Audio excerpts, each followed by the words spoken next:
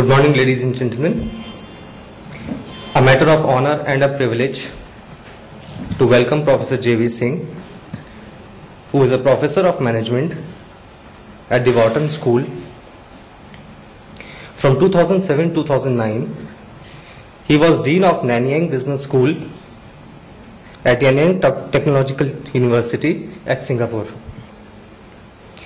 one of the leading science and technology universities in the Asia Pacific. His research and teaching interests center around strategy and organization, with a specific current focus on Indian and Chinese business leadership.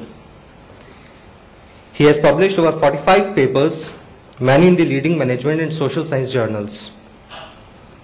He has edited 3 books: Organizational Evolution, New Directions, Evolutionary Dynamics of Organizations, Emerging Multinationals from Emerging Economies, and the latest one being The India Way, How India's Top Business Leaders are Revolutionizing Management. That is on focusing on the Indian management practices. So with this, I request Professor J.V. Singh to please come over to the dais. And I request all of you to please welcome with a round of applause.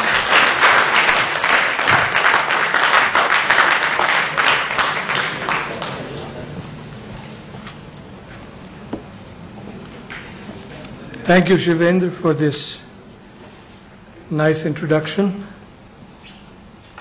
and good morning to all of you.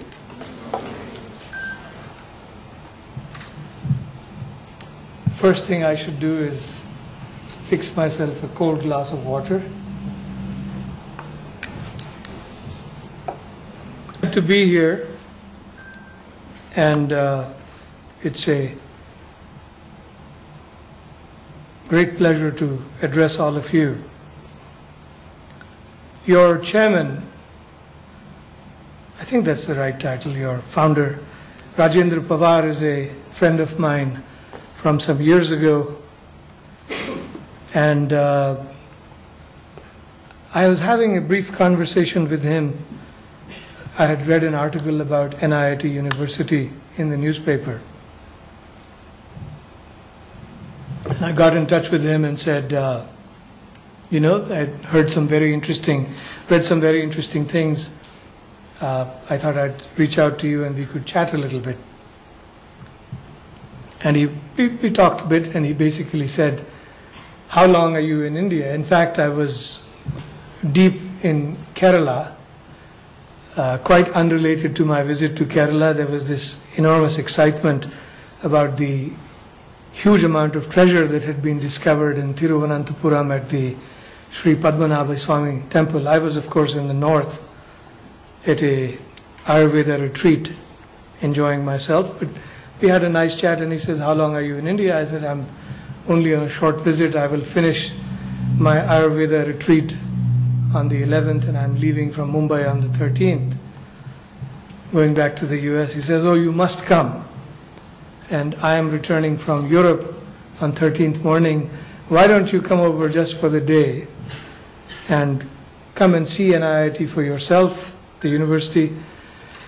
And of course, later on he sprang the surprise on me that since you are coming, you should give a talk to the students. And I'm going to have lunch with him this afternoon in Gurgaon and take a flight back to Mumbai. And this just as a measure of my dedication to speaking to you. I'm actually flying back to the US later tonight, and I just came literally to see all of you. So thank you very much for showing up.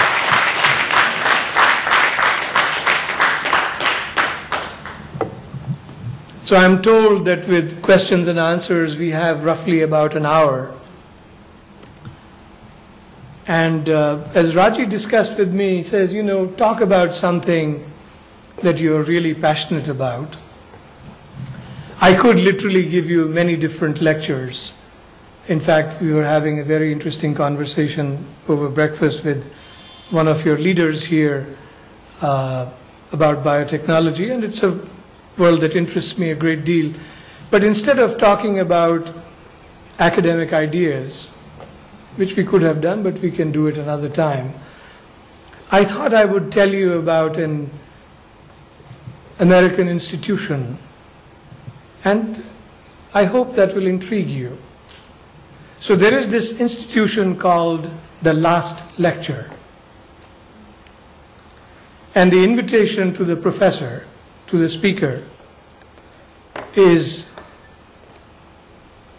imagine that this is the last time you're going to speak. And you're free to talk about anything you want to talk about. You will never lecture again after this. You're reaching the end of your life, and you're going to give the last lecture. Put yourself in the shoes of someone who's going to give the last lecture and ask yourself, what is it that you would like to talk about? So after I told Raji, I'll think about it a little bit, and said, I think I will do this. And he says, oh, this is so terrible that I won't be there. I would have loved to listen to what you will say. But he said, there is a videotape, so I'll get to watch the videotape later. It turns out that once I forced myself into this discipline, in fact, almost none of what I want to say is about academic ideas.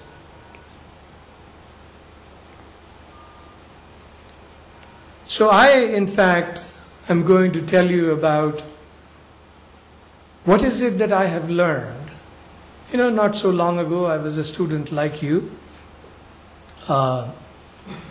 This was a great pleasure, I met one of my old friends who was 2 years ahead of me back in school in Lucknow. And he even told me that, the last time we had met, he and I played chess together. He has very conveniently forgotten who won, but that is another story. Not long ago I was like you, and life sort of inevitably keeps playing out. You are trying to do, you may have many dreams and aspirations for what you want your life to be, your professional career to be, your personal life to be. So rather than talk about intellectual ideas, I thought what I would tell you, share with you some insights which really are not subject to the usual academic framing and academic standards in the usual way. Their deep truth lies in, these are insights that I have culled from my own experience. I have lived through this. And by the way, the spirit in which I share these thoughts with you is not in the spirit of dogma that this is what I learned or this worked for me, therefore you should go and do it as well. Absolutely not. In fact, it is just offered in the spirit of, this is what I have to offer. My advice is not to have you follow what I did, but these are ideas, these are insights for you to consider and perhaps sharpen your own vision of where you might go. Sharpen your own thinking about what you might aspire to. And as I thought about it, I actually came up with 5 things that I would like to briefly talk about. As you might imagine, my list of insights that I have gathered through my life, which has taken me in very different, unpredictable directions. Just as an aside, one day I started counting, when I was an undergraduate at Lucknow University, a couple of years behind Wharton, I could never have imagined that, some 3 decades later or 4 decades later, I started counting one day. I have actually lived in, lectured in, consulted in, taught in something like 55 countries all over the world. Could never have imagined it.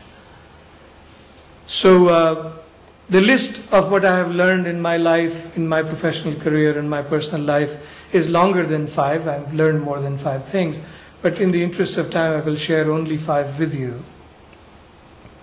And what's important is this is not meant as dogma. It's simply, this is the inner truth of my life. This is what I have been able to cull. And it's for you to consider. Once I finish, I hope to speak maybe for half an hour or so. 30, 35 minutes. And I'd like very much, what I would enjoy most of all is, feel free to ask questions not only about what I have spoken about, but anything that's on your mind. I'd like very much to connect with where your thinking is, and I'll do my best to answer. And if I don't know the answer, I will tell you I don't know the answer. So this list is something I call the 5 jewels, right? And this is the content of my last lecture to you.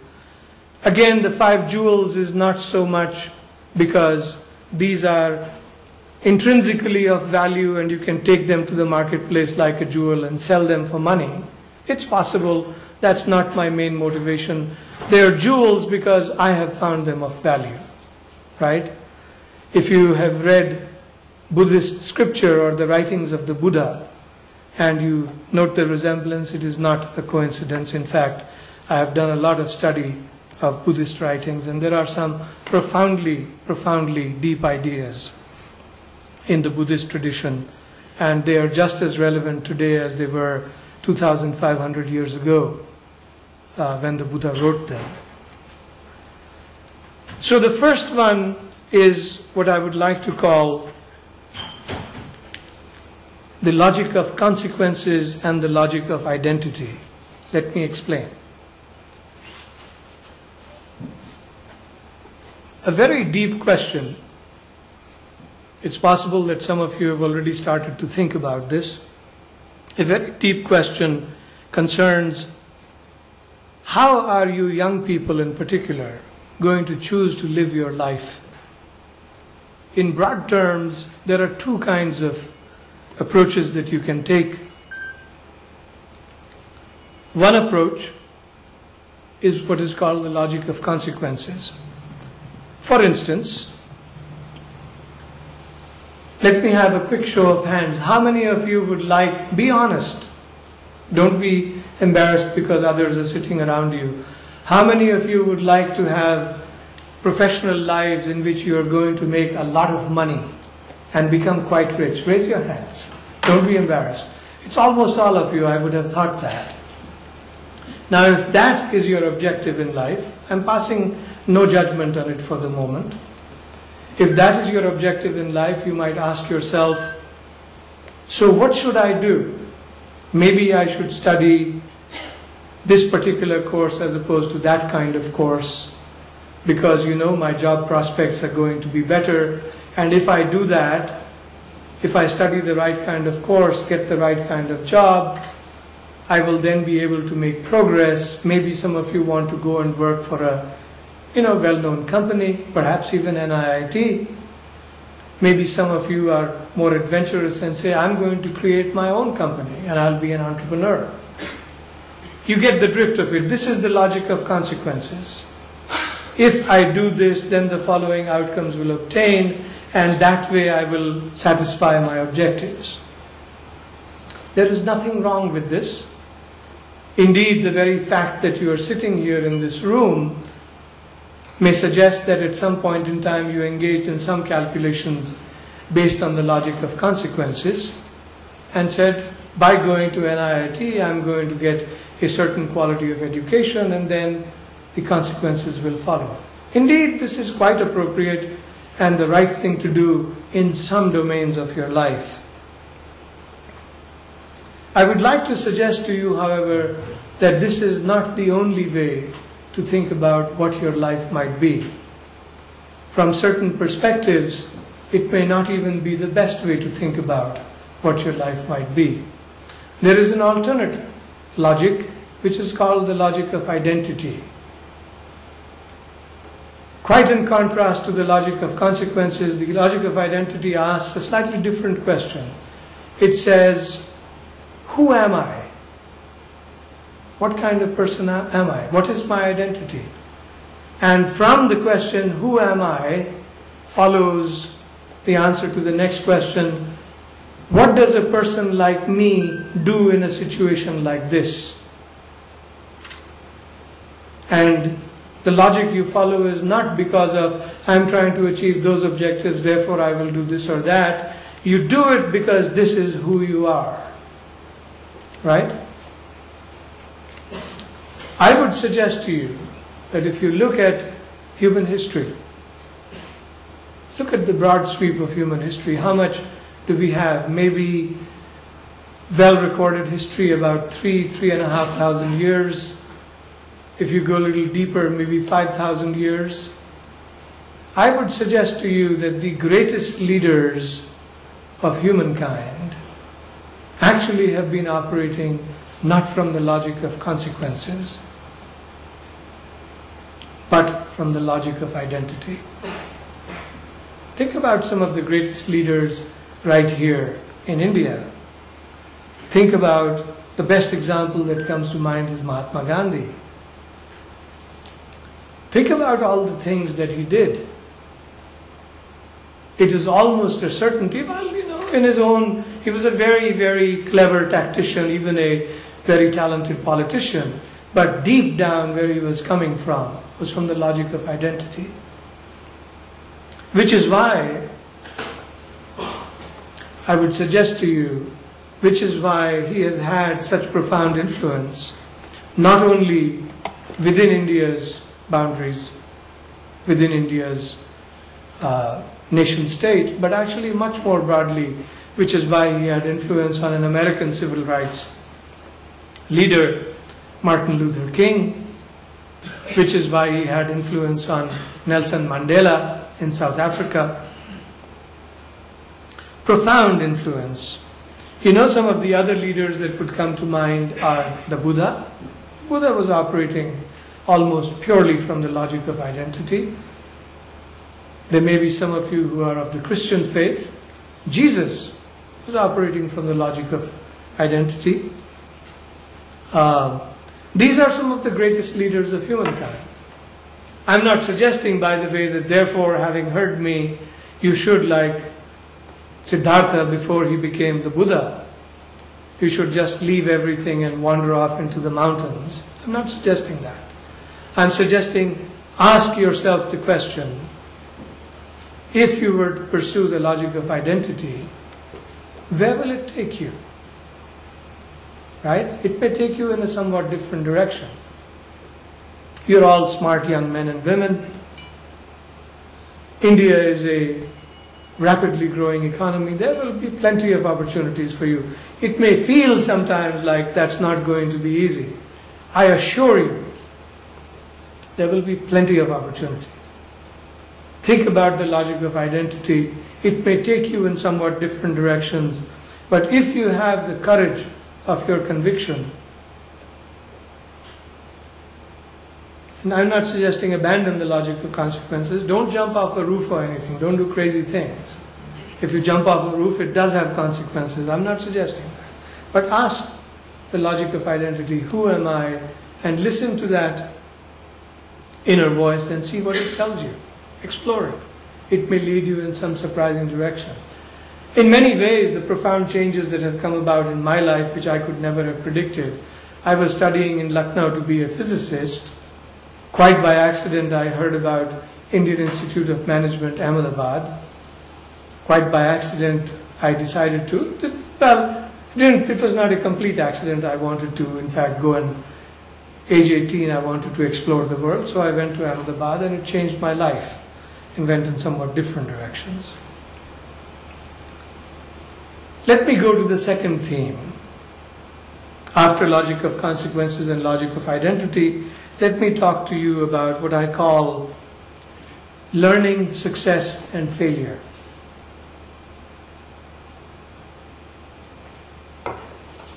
It should be a truism almost. I'm sure you would have little difficulty in agreeing that learning is an important part of what goes on in your life. And indeed, in the long 30, 40, 50-year sweep, some of you young people who may be in your late teens, early 20s, you probably have not only 40, 50, you have maybe 60, 70, even 80 years ahead of you. There is no question that the quality of your learning processes, not just in the classroom, but more broadly from what happens in your life, is going to have a profound impact on what you will eventually become. And as a corollary, what you will do in your life, what value you will create, what great innovations you will come up with, what great organizations you may build. The core process is the learning process, the quality of the learning process. And by the way, it really does not matter where you are today. The nature of learning is such that in fact it's a nonlinear process. You start out in a small place, but the curve very quickly starts to take off, and in your later years it has exponential shape and in fact starts to go up very, very rapidly. It doesn't matter where you are today. What matters is what's the quality of the learning process. And if the learning process is of high quality, in fact, you will very quickly reach very, very high outcomes. This is just as applicable in your individual lives as it is to entire countries. And India is at one of those places. Quite frankly, just as a very quick aside, until the reforms of the summer of 1991, I would never have imagined that in 2011 India would be where it is today. Yes, I know there are lots of problems. They're in the newspapers all the time, they're in television news all the time, problems like corruption, for instance. But if you actually watch the trajectory that India is on, India is already on the upper part of the trajectory, and I would say to you, for you young people, old fogies like me will be dead and gone in maybe another 20, 30, 35 years. But you young people who will be alive 50 years from now, and remember this even 50 years from now, you are going to live in a world, in an India that you can hardly imagine today. It's the nature of these exponential learning processes. But let me go back to the core point.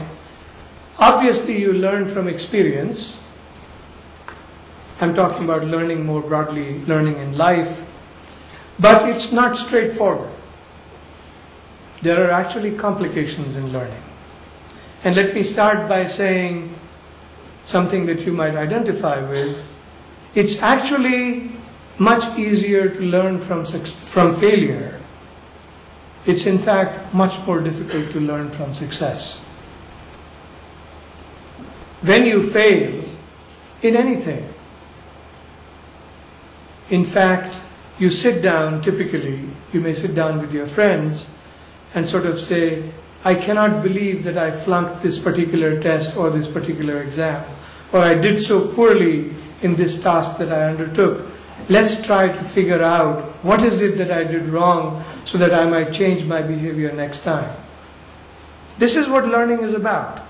You do something, you get feedback from the world, and you sort of loop back and say, how might I change my behavior or my input the next time? That's the core, the essence of the learning process. You do it much more carefully and selectively when you fail. However, if you succeed, human nature being what it is, in fact, success has a very peculiar complication that it creates in the learning process. When you succeed, you almost never sit down and say, let's try to figure out what is it that I did right. The likely inference that you draw is, I aced the exam, I came first in my class, it's because I'm a great guy or a great woman. Learning must be selective, must be precise, must be diagnostic, must be close to the truth. You must really know what you did wrong on the failure side. You must really know what you did right on the success side. However, when you succeed, the nature of human behavior and human thinking is, in fact, that you say, everything that I did was right, and that is incorrect. In fact, you may have done 100 things, and only 5 of them may have really contributed to your success. The danger is that all 100 get reinforced by your success. So the other 95 that you're carrying in your head is in fact completely worthless baggage. It has nothing to do with your success. The trivial example may be, I'm sure all of you, how many of you are cricket fans? Should be everyone.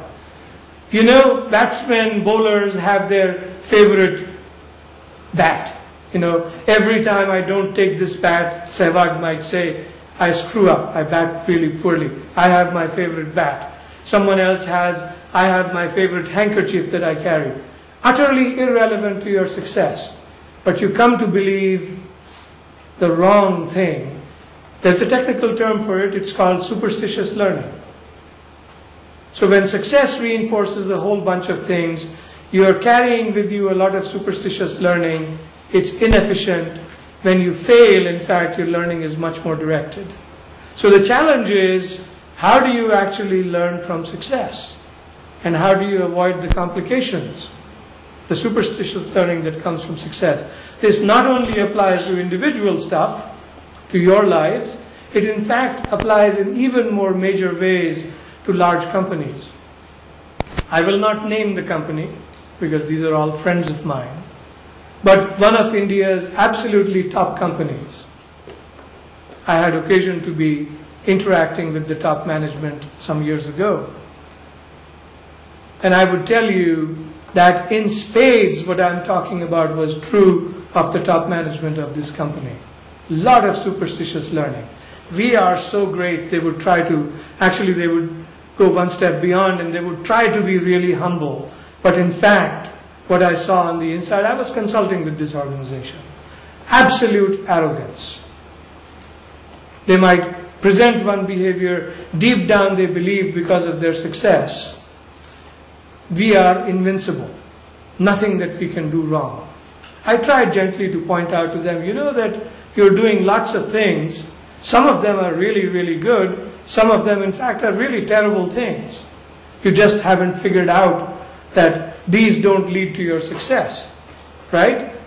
And true enough, in the last few years, in fact, as I would have predicted, in the last few years, the company's performance has declined quite a bit. Some other companies, which were in fact much more low-key, are outperforming this company. My prediction, by the way, is that this is by now so deeply embedded in the DNA of the company that they will not be able to change. So this happens in social systems as well. This happens actually to countries as well. So it's a very deep idea, the scale to which you can take these thoughts, in fact, is quite profound. But the deeper question, I will leave you with a question, the deeper question is, even when you are succeeding at whatever you're trying to do, ask yourself the question, what truly is leading to my success and what is just fluff? That's where your learning will come from. You don't have to fail. You can learn from success as well, but you have to have a brutal honesty with yourself to really find out what is it that is leading to your success and how can you learn from that. The third point I want to talk about is what I call living in complex ecologies.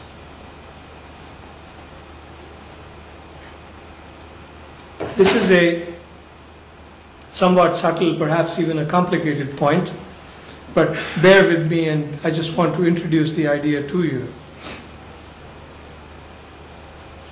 If you were like me when I was your age, if you are like me when I was your age, in fact, your way of thinking might very well be, very understandably, very naturally, that you are living your life, you have certain ideas in mind, very much the logic of consequences that I was talking about.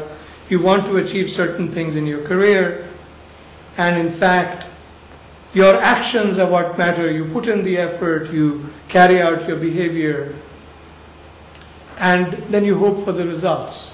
It's very much a person-centric point of view. And it's very understandable, quite natural. It is also true at a certain level, but in fact, I would say to you, there is a much deeper truth that you are a part of, that you may not always think about, but it is there, and it's there all the time. You are part of a very complex ecology of other players, other institutions.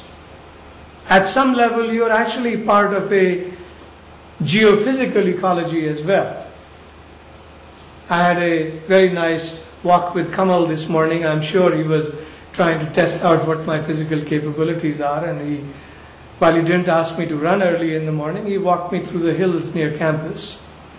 There is a particular physical ecology that you are a part of. There is a climate ecology that you are part of. Here I am much more interested in, there is a behavioral ecology of other actors that you are part of. And it makes for profound differences in how you might think about what is it that you should do. How should you think about the world around you? The parts that I want to highlight is that a reality of this ecology is that no matter how hard you try, the future is in fact uncertain. If you studied probability theory, in probability theory we call it, what are the states of nature in the future? You cannot tell. It's even worse than what probability theory talks about as states of nature being unknown but for a probability distribution. In fact, the reality of your future world is actually ambiguous. It is not yet discovered. It has to be created. No matter how much effort you spend, you cannot know it because it is not there yet. Right? That's the reality of the world. Not only that, you have cognitive limitations. You're all smart young men and women, but in fact, you still have cognitive limitations. We already know, by the way, that the smartest chess player in the world is no longer a human being. It's in fact a computer running a program designed by human beings or teams of human beings, and it can outcompete the best chess player in the world. Deep Blue resoundingly beat the top chess player Garry Kasparov some years ago, and he couldn't compete with the machine. Human beings have limitations. So given the uncertainty and ambiguity of the world and your finite cognitive capabilities, this living in complex ecologies becomes even more complicated. It's important, really, here I'm making a very broad suggestion. It's important for you to understand what is the nature of the reality around you, and it's more complicated than you against the world with your mind trying to figure things out. You have to understand the ecology sometimes to make your way through. Let me give you a concrete example. There is a great deal of talk in India today, appropriately, about corruption. There is an ecology of corruption around you, around us in India. And let me give a concrete example of how the ecology matters. I think one of the differences that has occurred between my youth in the 1970s and the India in which I was growing up is that the scale of corruption, the pervasiveness of corruption from everything I read and hear about has actually increased a great deal. I grew up in an India where in fact the cultural norm which my generation was living with was, you know, there is an inherent value to being honest, and there is virtue in it, and it's important to lead a virtuous life, and you will get ahead in life if you in fact lead a virtuous life and are honest, lead a life of integrity. By the way, if enough players start to believe the opposite, that to get ahead in life you actually need to cut corners, you have to give bribes, you have to engage in dishonest behavior, even corrupt behavior. When enough people start believing this, in the ecology of ideas and behaviors and ideals, in fact, those that are honest and believe in this old-fashioned idea of integrity will find it more and more difficult to get ahead, because most others believe in order to actually get ahead you must be corrupt. If corruption, that is to say, becomes the norm, and God forbid the institutionalized behavior, if this becomes common practice, those that are honest will have a much more difficult time because they are living in this complex ecology. And I've heard anecdotal accounts from my friends, let's say in the administrative services, that as corruption has increased, those that are honest actually are facing a more and more difficult time, which may lead us to believe that all hope is lost, there's no future for India. Here is where I would completely disagree. In fact, the very nature of complex ecologies is such that there will be a counterforce that will emerge spontaneously out of the social processes in the society, which will demand that things change. And by the way, the nature of the ecological process will favor this minority. This truly is behind the Anna Hazare movement and the insistence for a Lokpal bill. This is the tussle that we are seeing. At a superficial level, you may just see this as, well, there is this conflict going on between the Congress-led government and civil society, people like Anna Hazare. Baba Ramdev has his own take on it. And you may agree or disagree with what he's doing. But in fact, the deeper truth is this is part of the ecology. As one strategy starts to get favored, and more people do it, actually the counter strategy has ecological significance and has survival advantages. Over breakfast, we were talking about evolutionary ideas. This is the heart of evolutionary thinking. This is going to happen. You cannot stop it. Famous prediction, tell me in 10 years whether this came true or not. Everything I know about social processes and the nature of evolution in societies actually leads me to believe this is going to happen. What form it will take, I cannot predict, but this is going to happen. Deep behind Anna Hazare, by the way, is the 300 to 500 million people of the middle class who are in fact rising up and saying, enough, we have had enough, we will not put up with it. This is the nature of market forces. Democracy is nothing but market forces at work in the political domain. That's really India's saving grace, and this change is going to happen. But I wanted to introduce to you this different view of reality, and I've written a great deal in my academic writings from this more evolutionary ecological point of view. Let me go to points number 4 and 5 and stop, and then hopefully we'll still have 15-20 minutes to chat about your thoughts. The fourth jewel that I want to share with you concerns the mind and the heart. Here I have been deeply influenced by Buddhist ideas, but also my own life experience. I'm going to say something that you might find startling, even astonishing, and you may not believe it. I would tell you that while you are part of the Indian schooling system and now at university, and all through this idea has been drummed into your minds that being brilliant is fantastic, that's the best asset that you can have. I would actually tell you that that's wrong. I disagree with it. As you rise higher and higher in your lives, in your professional careers, as you get into more and more selective institutions, you will actually start to find, perhaps to your surprise, that being brilliant in fact is cheap, very easy. There are lots of brilliant people in the world. I had the great fortune actually first to graduate from one of the really elite programs at Lucknow University, where in the section, and Harshvardhan was in fact 2 years ahead of me in the same track, there were only 20 students in the entire university that got taken there. Then there was the next filtering process where I went to IIM Ahmedabad. Back in those days in the 70s, 1 out of 100 people who applied used to get in. I think the number is now 1 out of several hundred. I was fortunate enough to go to Stanford, which is the elite of the elite in America, another very highly filtered group, and then came my academic career at University of Toronto, Canada's top university even today, and then University of Pennsylvania, which is ranked, it's one of the Ivy League universities, ranked number 5 in all of America, one of the top 20 in the world. I'm not saying this to tell you sort of indirectly what a great guy I am. I'm not interested in that. I'm just what the mind has to offer and combine it with what your heart has to offer. The heart, unfortunately, is not about what we teach at universities. And that will lead me in a moment to my final point. By the way, the great, well, thousands of years before his time, the Buddha was writing about this in 500 BC.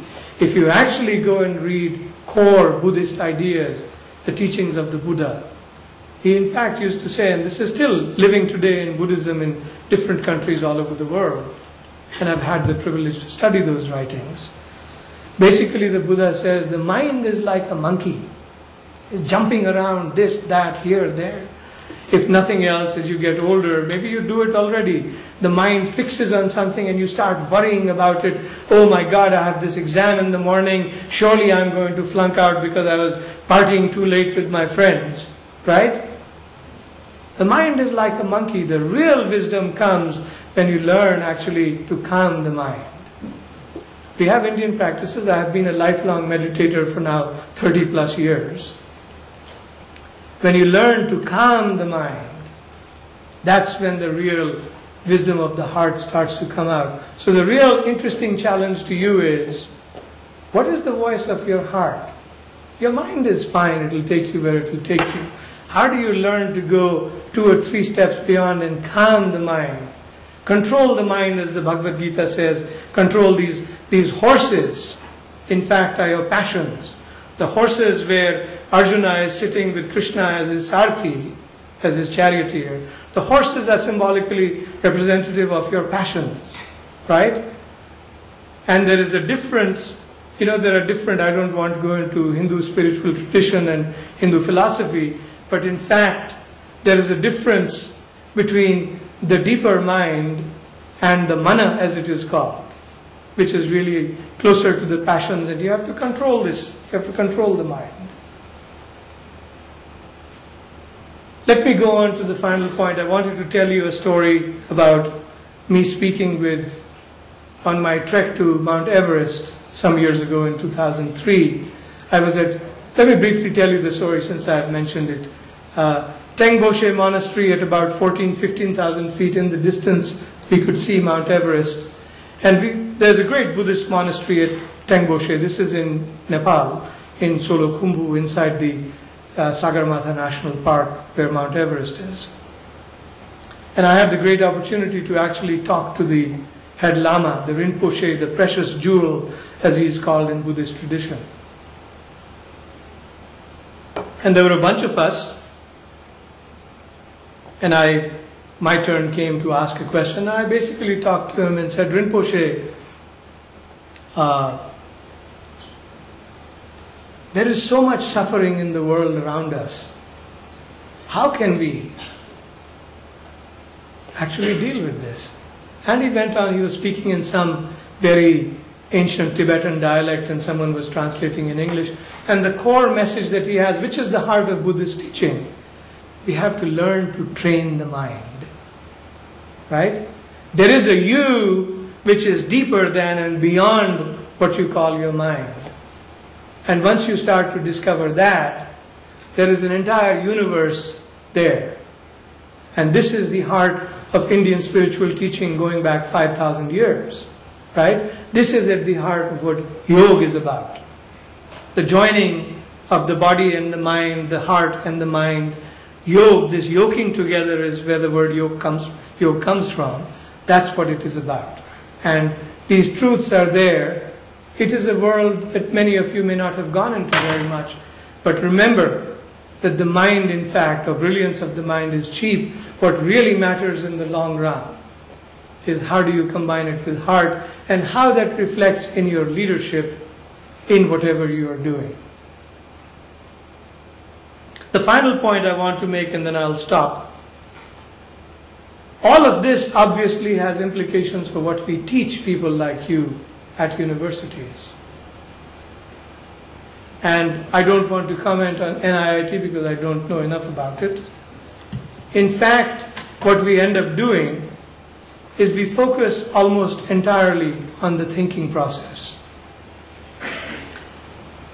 However, I think the role ought to be, and this is my vision of universities when I was dean for a period of 2 years before I went back for family reasons back to Wharton and to America.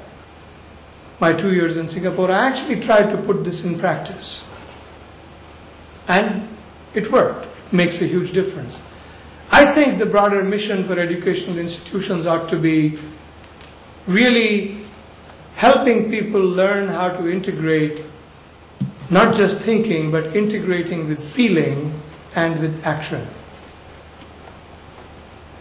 You as a human being are inseparable from what you will be as a leader of other human beings. And you must have the capability, you must develop the capability, depending upon the demands of the situation, to go seamlessly, effortlessly almost, from the world of thinking to the world of feeling to the world of action and back wherever you need to go. Let me give you one concrete example from my life. When I was dean in Singapore of Nanyang Business School, I had this very lovely young man whose wife, huge guy for a Chinese, almost 6'2", a mountain of a man, was very, very close to me. He was head of the finance department. And I knew his wife had brain cancer. And she had had brain cancer. She was being treated and he had young children. And one day, he showed up in my office. This huge mountain of a man standing in front of me, just weeping bitterly. I said, "What happened?" He says, "My wife died." Right? I just give this as an example. In the moment, what is required from me is actually no great intellectualizing, no talk about financial theory, no talk about recruiting new faculty. What is required is, here is a human being who's obviously in great pain, right? Fortunately, in my life experience, I have had enough dealings with the world of feeling that the only thing was for me to do is basically hug him and hold him and say, "Don't worry about your work." He kept saying, "I need to take 2 days off, but I will come back and I will do whatever I was said." Don't be stupid. Take care of your family. What is called for is the human response. But the important focus is, I need to have enough comfort in going into that part of myself, right, from which I can deal with him as a human being. This is the real challenge of what you need to learn. This is the real challenge of leadership. So I'm offering this to you as my last of the 5, what I'm calling the 5 jewels, following in the Buddha's footsteps. This is going to be an integral part of who you are. How do you bring together not just academic ideas and the world of action, which I think you're trying to do at NIIT with your internships and everything. How do you also bring in the heart of your humanity, which is the world of your feeling, your heart? How do you bring these together? I would suggest to you that the leaders who have the greatest influence at whatever they do, in fact, have this integration that they have worked on. Maybe not consciously. It has happened to them as a result of their life circumstances, but that's where they are.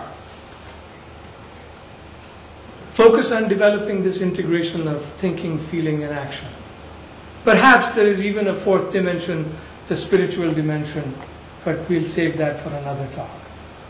So in concluding, I just want to say, I hope these ideas resonate in part with you.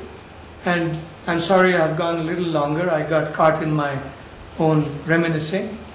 But I'm happy to take a few questions. Do we have time for a few questions? All right. Please stand up and ask anything you want.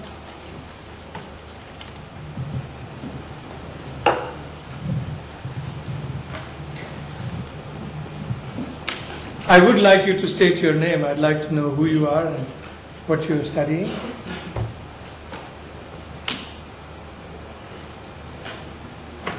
Please, yeah. Tell me what's on your mind. Sir, I am Assam. Most of the ideas that you shared with us do resonate with me. I try to delve deep into myself, but whenever I close my eyes and try to do that, I just get lost. I just don't know which direction to go in. Though we know these things, but what actually will lead us and to which point? It's a very good question, and let me try to answer it. You have to sort of separate out which part of the world are you talking about when you say how do I follow a particular direction? There could be many different things. There could be a more spiritual dimension that you want to examine. There, I think we actually have answers in the Indian tradition, and they are good answers. This feeling that you talk about, that when I close my eyes I get lost, it's very understandable. In fact, what will very likely happen, you will slip back into your mind. This is exactly what the role in spiritual traditions, this is what the role of meditation and meditation practices is, right? So if that interests you, find yourself a teacher, learn how to meditate, and follow that practice. That's on the spiritual side. You start with simple meditation practices, and there is a deeper and a deeper and a deeper world, and that's for you to pursue as you deem fit. There is also the psychological side, right? So a lot of I've been talking about, I'm coming at these ideas from a mix of psychological thinking, some economic thinking, but also spiritual thinking. I'm bringing all of it together. As I said, thinking, feeling, action together. If you look at the more psychological side, working with others actually is very helpful. There are technologies that are available. I was first introduced to them when I was a student at IIM Ahmedabad. One of the most profound courses for me was a course called Interpersonal Relations. And it had a very simple objective, which is to teach you more about your own behavior with others and what kind of impact you have on others. This is best learned in group settings with the presence of a facilitator. There are some very good people in India who are actually doing this. I don't know if within the NIIT curriculum you get to delve in this domain of knowledge, but you cannot do this on your own, not easily, until you develop the skills to be able to do it on your own. Right? It is possible, but if you try it from where you are today, you will get lost because, in a sense, there is not enough constraint, so your mind will go in all directions. You see? Think of the analogy, if you have seen agricultural land and farms, there is a saying in agriculture that if you actually bind the flow of water into a channel, it can go for miles, right? But if it is unbound, there is no channeling, it basically stays right there and disappears. If you want water to travel a long distance, you have to make a channel. Similar to that, if you want to go into greater depths, you have to channel the consciousness and the energy and the thinking and the feeling, which cannot be done easily on your own. Have I answered your question? Yes, sir. Okay. And also, as far as logic of identity part is concerned, we often ask ourselves the same question, who we are, but I don't know how to narrow down the options and find out who we actually are. Good question. You know, for communication purposes, I have actually spoken from a deeper assumption that your identity is determined in advance and you just have to discover it. As it turns out, when you delve deeper, that's not entirely true. In fact, the choices that you make about what you will do also in turn shape your identity, and your identity is constantly evolving. So where I was in the 1970s as an undergraduate at Lucknow University and where I am today, about 40 years later, is clearly the identity has changed. It has evolved, new dimensions have got added. The way to approach the question very pragmatically, don't worry about the fancy concepts of what is my identity. Ask simple things like, what is it that gives me joy? That's easier to answer. I'm going to leave you with that. Ask, what is it that gives you joy, and do more of that. What is it that you do not enjoy? Do less of that, and you will be on a path where over time you will discover your identity. Okay? Do we have time for a couple more questions?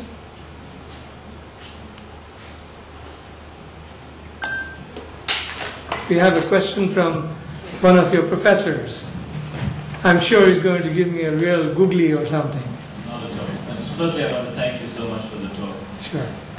I actually wanted to ask you about your learning from success angle. Mm-hmm. when an institution or an organization becomes successful, as you say, they tend not to be this self-critical.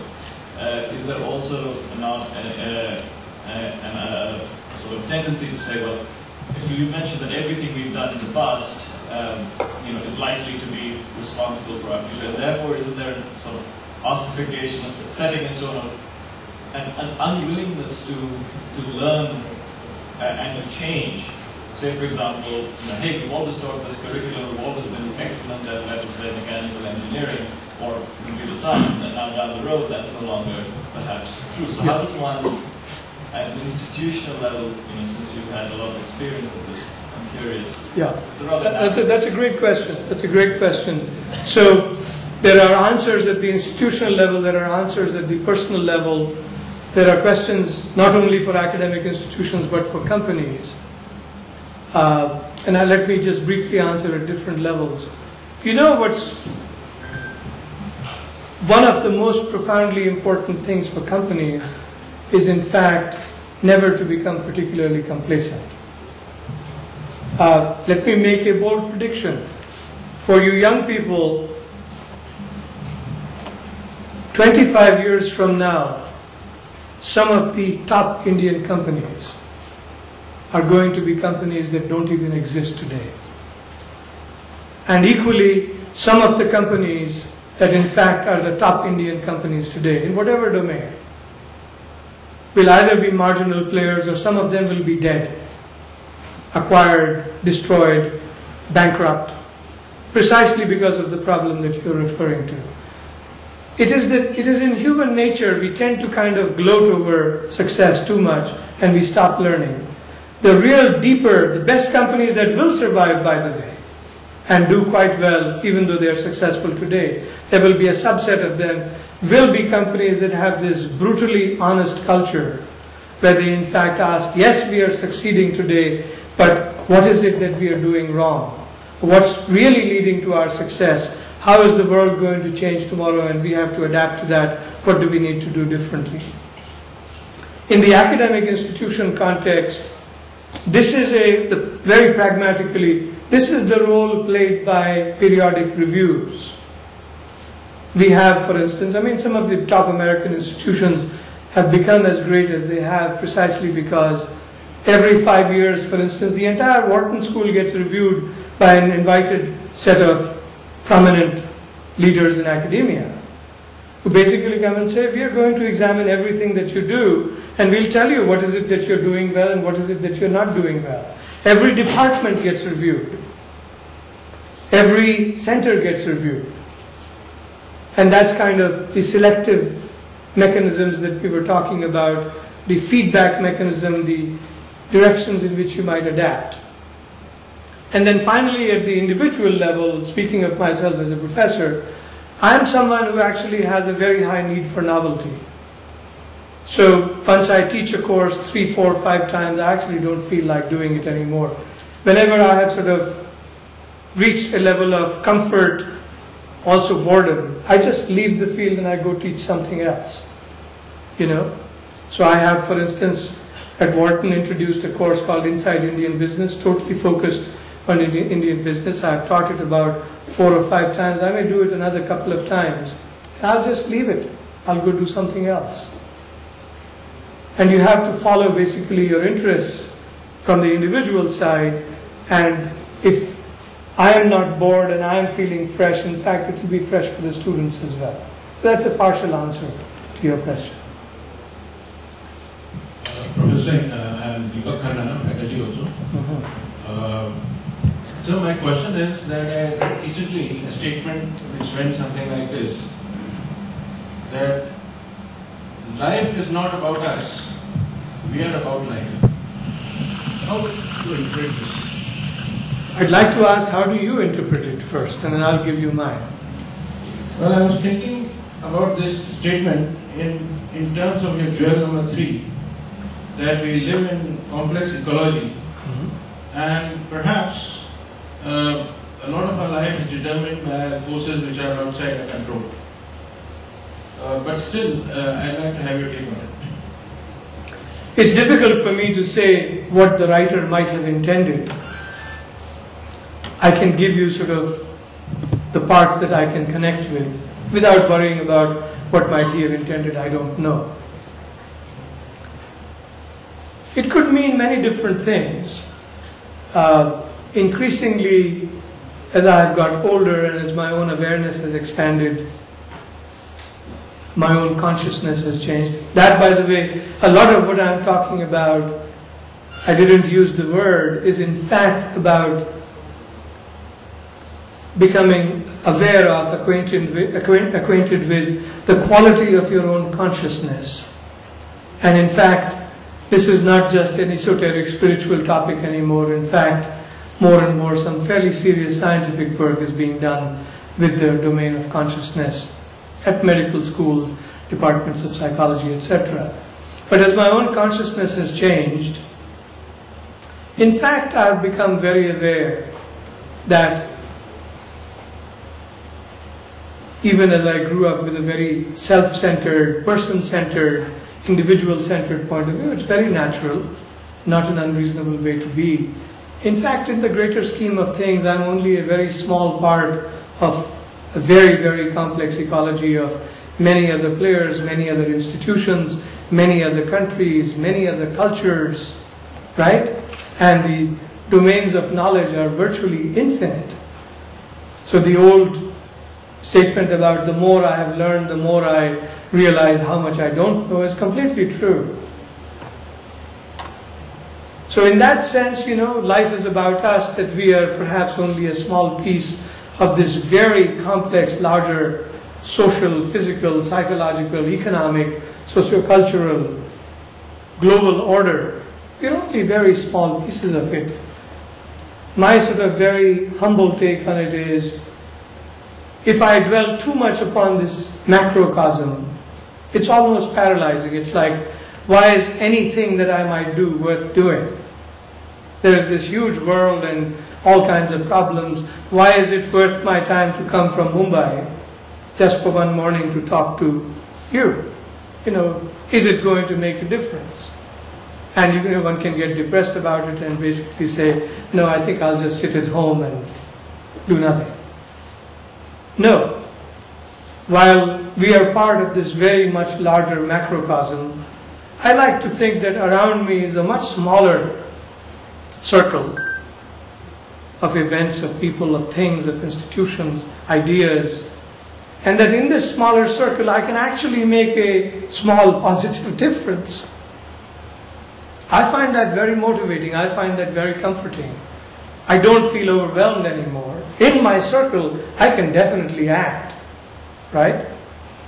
Even if it's a small thing. Who knows? Who knows? Listening to me talk about my life experiences, one or two of you may actually take something to heart, and 30 years from now, this may lead to some profound change in your life. You may go on to become a leader not only in India and across the world. And I hope that will happen. Thank you very much.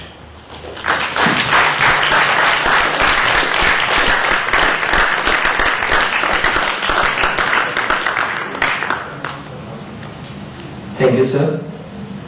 In 2 words, I can summarize this. Very enriching, enlightening, and of course, it will go a long way in our minds and souls. So with this, I propose a vote of thanks to Professor Singh for gracing your important work and sharing with us these insights and experiences. I also request Professor Manke to please come over to the dais and present a small token of affection on behalf of the annual fraternity. Professor Manke.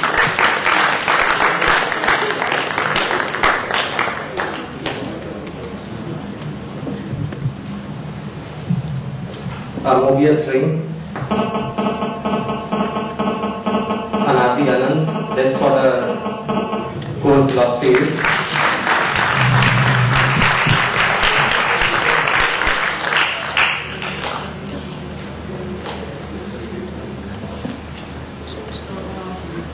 On my personal behalf also, I really thank you, Dr. Singh, for coming all the way.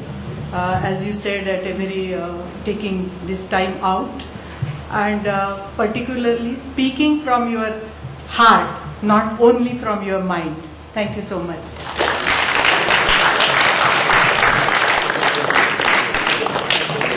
Thank you. All right. Nice to meet you all. जी sir UK में ना